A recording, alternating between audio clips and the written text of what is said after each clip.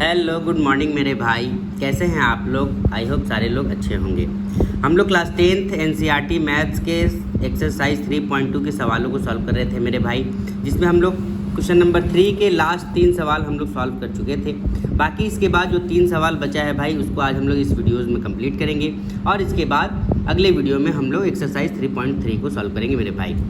Last videos में जो भी हमने सब्स्टिट्यूशन मेथड बताया था मेरे भाई कि सब्स्टिट्यूशन मेथड में कैसे हम दो वेरिएबल का वैल्यू को फाइंड करते हैं, अगर आपने उस वीडियोस को नहीं देखा है तो आप प्लीज़ उस वीडियो को पहले देखें ताकि आपको कॉन्सेप्ट क्लियर हो जाए कि आखिर सब्स्टिट्यूशन मेथड को कैसे सॉल्व करते हैं। ठीक है मेरे भाई, अब आगे के सवाल अभी हम लोग इस वीडियोज़ में कंप्लीट करेंगे।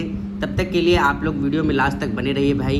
और ये ऐसे सवाल हैं, ये सब जो हर साल एग्ज़ाम में पूछा जाता है मेरे भाई, और आपको भी सीखना चाहिए कि ऐसे सवालों को आप कैसे एग्ज़ाम में सॉल्व करेंगे। ठीक है मेरे भाई, तो आज सवाल नंबर भाई, जैसे सवाल नंबर 4 क्या है, the taxi charges in a city consist of a fixed charge together with the charge for the distance covered. For a distance of 10 km, the charge paid is rupees 105, and for a journey of 15 km, the charge paid is rupees 155.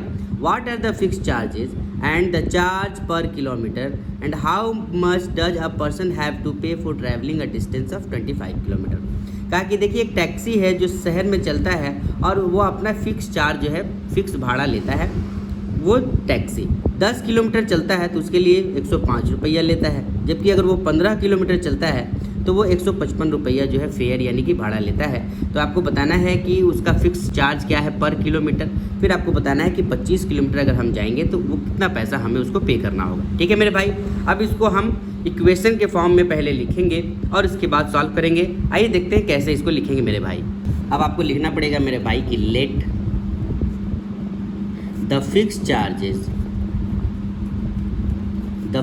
charges बराबर x and the charge पर kilometre बराबर y। आपने ये इसको मान लिया कि जो उस टैक्सी का फिक्स चार्ज था वो x था और जो पर किलोमीटर चार्जेस वो लेता था वो y रुपया था, ऐसा आपने मान लिया।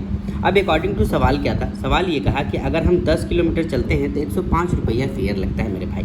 उसके लिए आपको लिखना पड़ेगा for travelling 10 kilometre, for travelling 10 kilometre क्या लिखेंगे, जो फिक्स चार्ज है वो तो है ही, प्लस 10 किलोमीटर चले हम जो पर किलोमीटर के हिसाब से हो, ये दोनों का चार्ज जो है 105 रुपया लगता है मेरे भाई।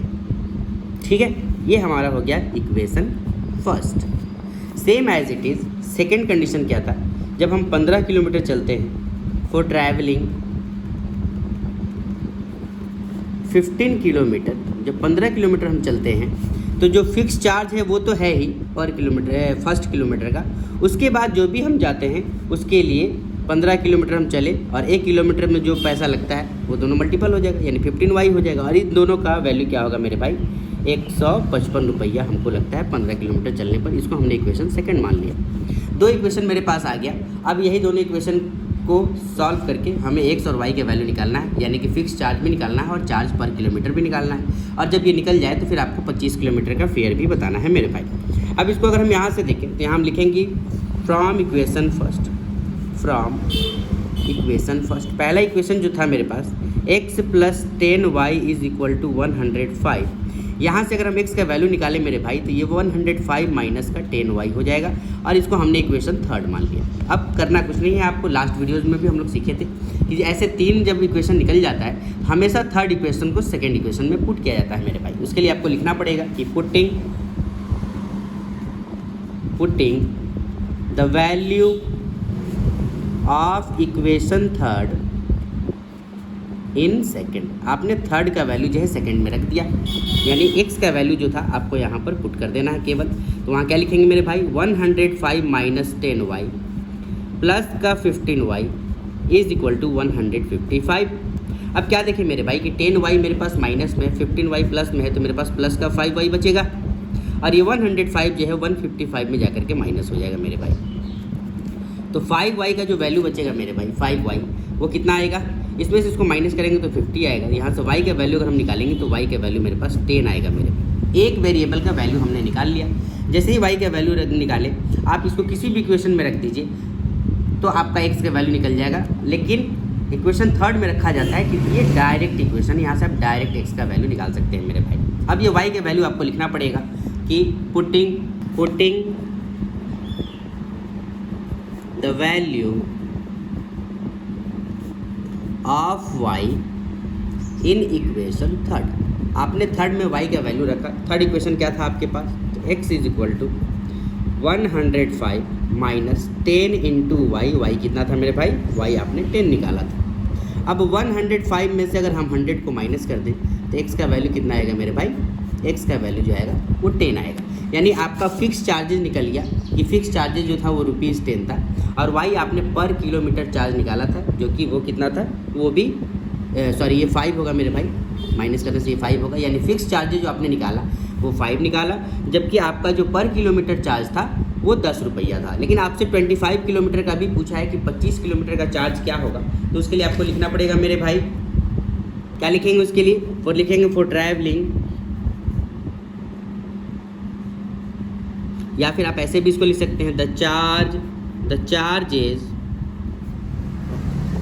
फॉर 25 किलोमीटर बराबर जो फिक्स चार्ज था आपका x वो तो लगेगा ही लगेगा मेरे भाई, प्लस पर किलोमीटर जो था 25 किलोमीटर का पर किलोमीटर जो वैल्यू 25 से गुना होगा, ये आपका हो गया पूरे 25 किलोमीटर का चार्ज, जिसमें से x का वैल्यू आपने 5 निकाला है और y का वैल्यू आपने 10 निकाला है।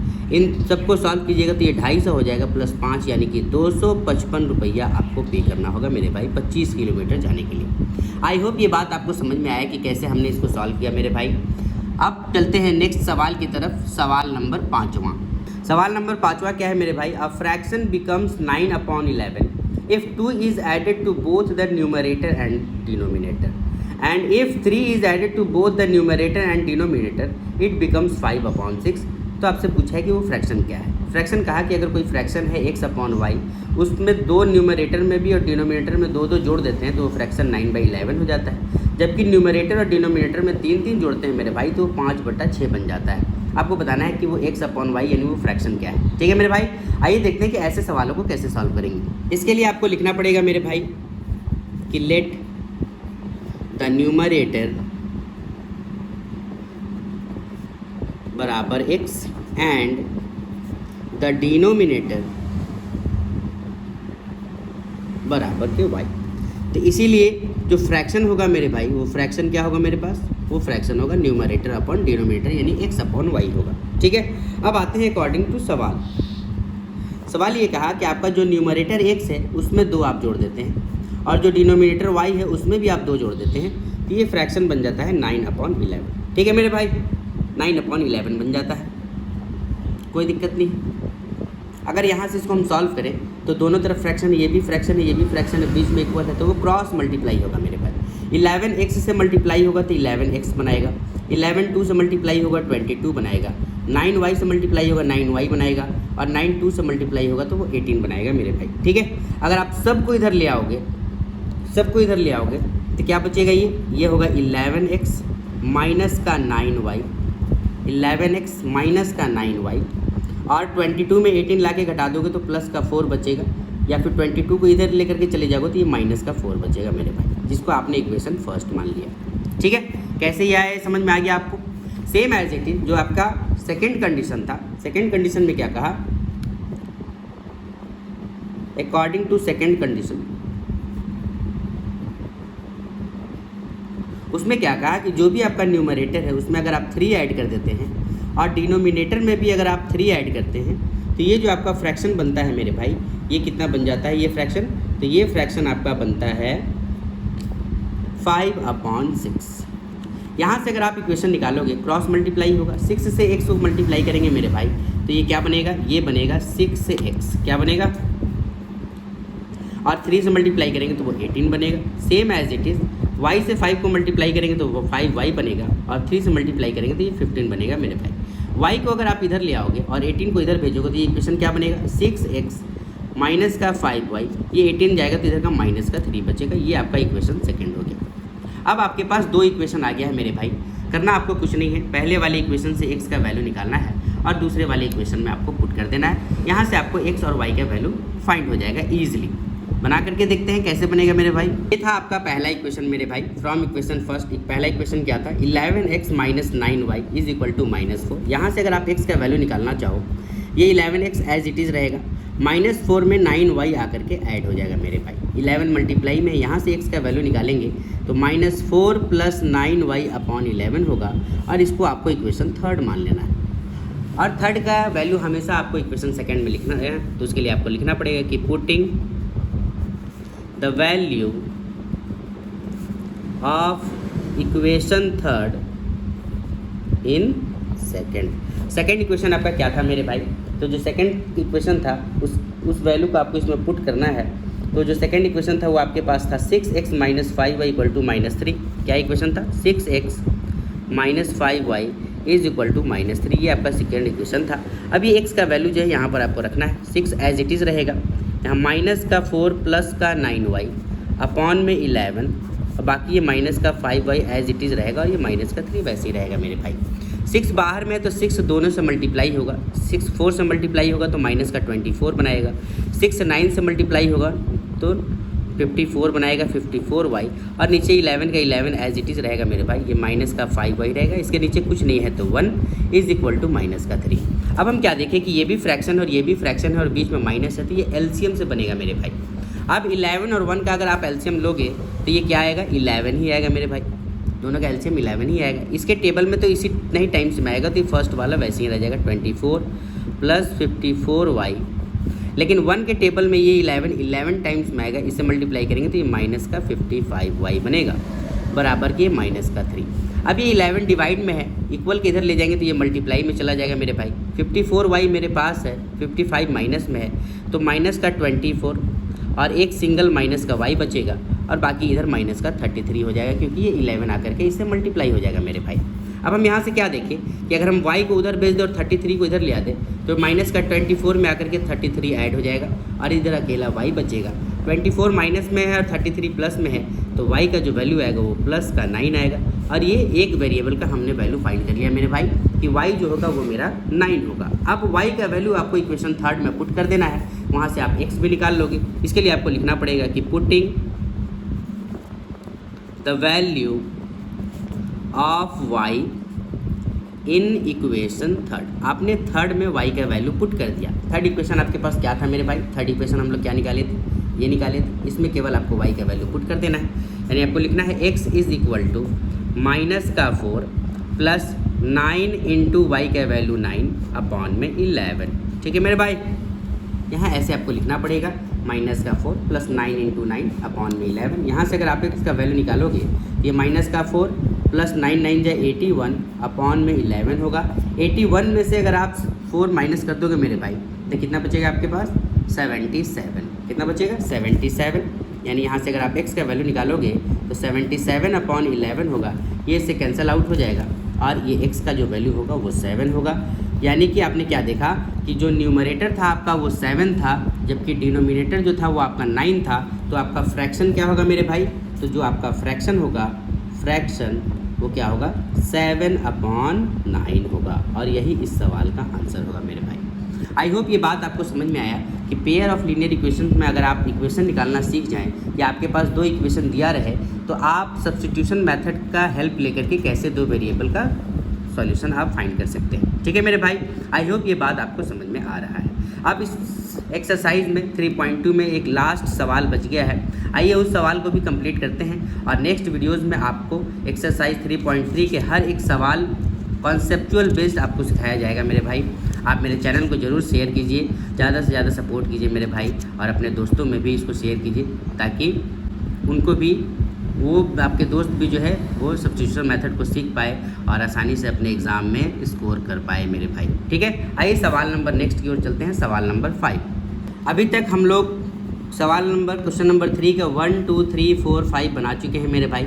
अब हम लोग नेक्स्ट इसका क्वेश्चन बनाएंगे, जो कि क्वेश्चन नंबर 6 है, जो आपको यहाँ पर देखने को मिल रहा होगा। क्वेश्चन नंबर 6 क्या कहा मेरे भाई, कहा कि 5 years hence the age of Jacob will be 3 times that of his son. यानी 5 साल के बाद जैकब जो है उनका जो उम्र है अपने बेटे से 3 गुना हो जाता है। लेकिन 5 years अगो 5 साल पहले जैकब जो थे यानी उसके फादर वो अपने बेटे के 7 गुना थे। तो आपको बताना है कि बेटा का अभी उम्र क्या है और जैकब यानी उनके फादर का भी उम्र क्या है, ये आपको बताना है मेरे भाई। ठीक है, आइए इसको इक्वेशन वाइज पहले पुट करते हैं और उसके बाद इस इक्वेशन को सॉल्व करते हैं। अब आपको दोनों के एज को वेरिएबल के फॉर्म में मानना पड़ेगा मेरे भाई, लिखना पड़ेगा। क्या लिखेंगे कि let the age of Jacob बराबर हमने मान लिया कि वो x ईयर्स के थे, जबकि द एज ऑफ सन जो था उसको हमने y ईयर्स मान लिया मेरे भाई कि वो y ईयर्स का था। अब अकॉर्डिंग टू क्वेश्चन क्या बोला कि 5 साल के बाद यानी कि 5 years hence, 5 साल के बाद यानी 5 साल दोनों में जुटेगा, जैकब में भी और उसके बच्चों में, उसके बेटे में भी। 5 साल के बाद जैकब का उम्र कितना हो जाएगा x + 5, जबकि 5 साल के बाद उसके बेटे का उम्र कितना हो जाएगा तो वो हो जाएगा y + 5 हो जाएगा मेरे भाई। अब सवाल ये कहा कि 5 साल के बाद फादर जो है वो अपने बेटे का 3 गुना हो जाते हैं। अगर वो 3 गुना हो जाते हैं तो बेटे को अगर हम 3 से गुना कर दें तो वो फादर के बराबर हो जाएगा मेरे भाई। यहाँ से हम इक्वेशन क्या देखें, ये x + 5 रहेगा इज़ इक्वल टू 3y + 15 रहा। अगर हम y को इधर ले आए और 5 को इधर ले आएंगे तो ये इक्वेशन बनेगा x - 3y is equal to 10, क्योंकि 5 इसमें आकर के सब्ट्रैक्ट हो जाएगा और ये 10 बचेगा। इसको हमने इक्वेशन फर्स्ट मान लिया। ठीक है मेरे भाई। अब उसके बाद सेकेंड कंडीशन में चलते हैं, यानी कि 5 years अगो 5 साल पहले क्या था, 5 साल पहले यानी जो भी अभी उम्र था उसके फादर का x उसमें 5 साल घटाएंगे और जो बेटा का उम्र था y उसमें भी 5 साल घटाएंगे मेरे भाई। सवाल ये कहा कि फादर का उम्र 5 साल पहले बेटे से 7 गुना है, यानी बेटा को अगर हम 7 से गुना कर दें तो फादर की उम्र के बराबर हो जाएगा। यहाँ से हम क्या देखें मेरे भाई, ये x - 5 एज इट इज़ रहेगा, ये 7y - का 35 हो जाएगा। अब इस y को इधर ले आएंगे और 5 को इधर ले जाएंगे तो x में आकर के y क्या होगा 7y वो कट जाएगा मेरे भाई, और ये 5 आकर के इधर जुटेगा तो ये माइनस का 30 बचेगा। ये हमारा इक्वेशन सेकंड हो गया। ठीक है मेरे भाई, इसको हमने इक्वेशन सेकंड बना लिया। अब करना कुछ नहीं है आपको, पहले वाले इक्वेशन से x का वैल्यू निकालना है और सेकंड वाले वैल्यू में रख देना है। यहाँ आपको लिखना पड़ेगा कि फ्रॉम इक्वेशन फर्स्ट, पहला इक्वेशन आपके पास क्या था x - 3y is equal to 10। यहाँ से अगर आप x का वैल्यू निकालोगे मेरे भाई तो 10 में आकर के 3y ऐड हो जाएगा और इसको आपको इक्वेशन थर्ड मान लेना है। ठीक है, ये इक्वेशन आपका थर्ड हो गया। अब यही थर्ड इक्वेशन का वैल्यू आपको क्या करना है, सेकंड वाले इक्वेशन में पुट कर देना है। उसके लिए आपको लिखना पड़ेगा कि putting the value of equation third in second.